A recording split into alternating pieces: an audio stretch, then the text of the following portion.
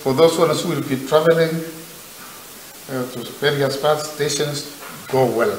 We are together. Maburaini mathigũkorwo barabara nyingĩ nĩ ikoragwo inyitanĩte ũtukũ na mũthenya. Kuona atĩ andũ aingĩ nĩ makoragwo makĩoha thabarĩ gũcera mĩena ĩtiganĩte ta kuona njũĩ na mũno mwena icũa-inĩ. Kuona ũguo maabitha a ũgitĩri nĩ marekereirio barabara-inĩ nene ya Nairobi gũthiĩ Nakuru. Na tumekubaliana tuna hatari kama 4 ambazo tuko nazo.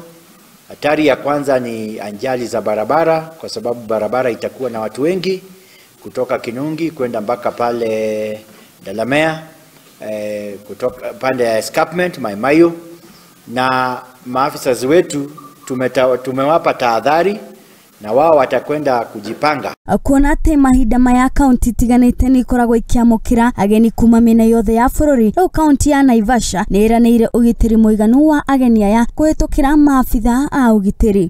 Kuna hatari ya pili, kwa sababu wengi watakuja kusherehekea, watakuja pale Lake Naivasha. Kuna groups nyingi na tumeona mbeleni watu wanaingia mabasi wanakuja katika beaches zetu, wanakuja kustarehe pale.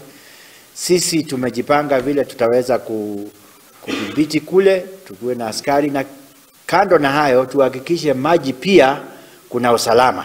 Ndio maana tuna watu wa Coast Guard leo ndio waende wakajipanga kukuwe na boats 2 au 3 kwa maji ambazo ni za kufanya kuokoa watu.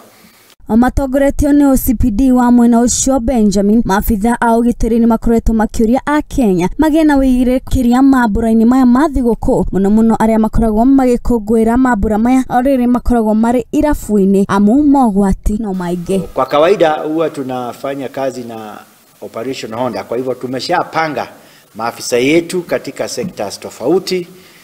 Wewe utafanya nini, nani atakusimamia, nani ataripoti kwa nani, na hayo yote tumefanya ndio tuwe na msimu wa Christmas na mwaka mpya ambao utakuwa bila hatari, ama uwe tumepunguza uhalifu kwa kiwango kikubwa. Wale watakaoenda kustarehe kule na National Park yetu ya Hell's Gate pia tumepanga mikakati.